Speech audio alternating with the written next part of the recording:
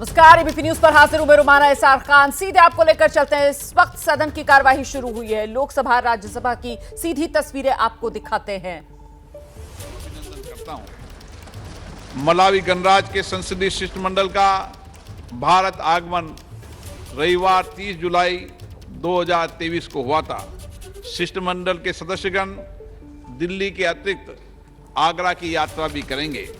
उनका शुक्रवार दिनांक 4 अगस्त 2023 को भारत से प्रस्थान होगा।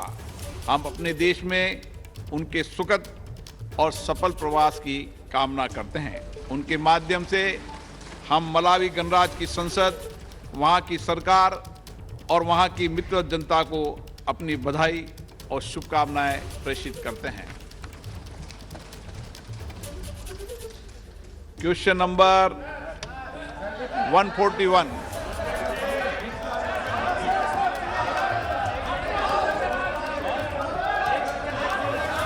सुनील कुमार मंडल। ऑनरेबल मेंबर नहीं बोलेगा ना क्वेश्चन।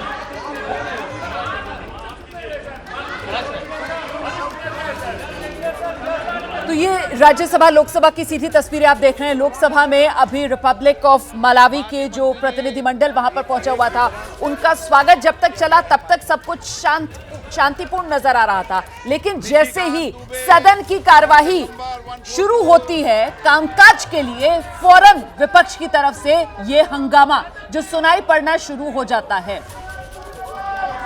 तो सांसद निशिकांत दुबे से कहा जा रहा है सदस्य से अपनी बात रखने के लिए।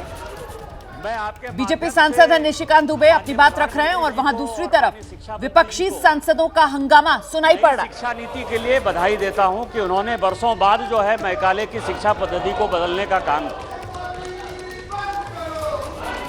माननीय अध्यक्ष महोदय,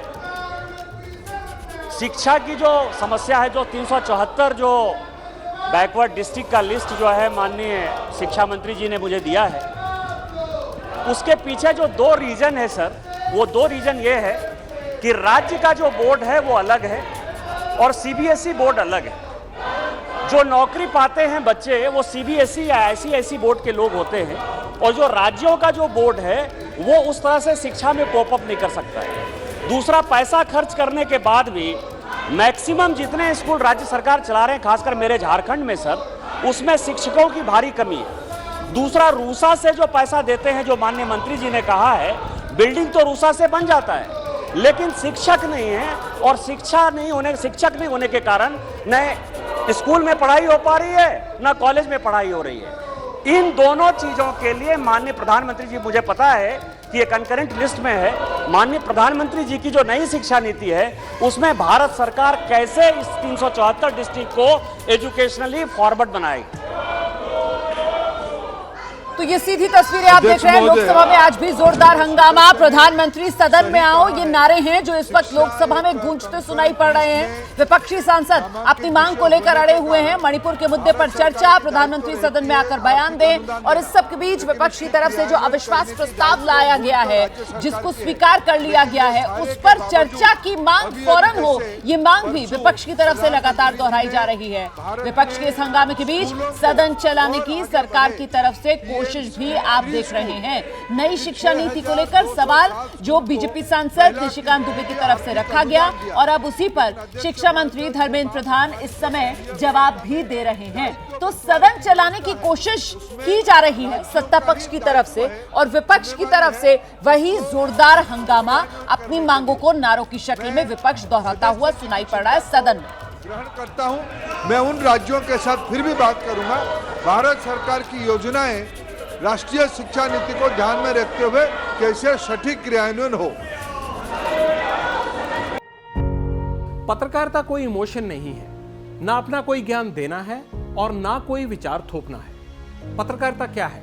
पत्रकारिता का मतलब है सही जानकारी इकट्ठा करना और तथ्य बताना। पत्रकारिता आज जितने महत्वपूर्ण दौर में है, शायद पहले नहीं थी। इस दौर से निकलने के लिए सिर्फ सच दिखाने की जरूरत है, वो सच जो आपके हित को आगे रखे। इसलिए अब रात 9 बजे प्राइम टाइम नहीं होगा, ये आपका टाइम है। जगविंदर पटियाल के साथ देखिए पब्लिक इंटरेस्ट 17 जुलाई से सोमवार से शुक्रवार रात 9 बजे सिर्फ एबीपी न्यूज पर। एबीपी न्यूज आपको रखे आगे।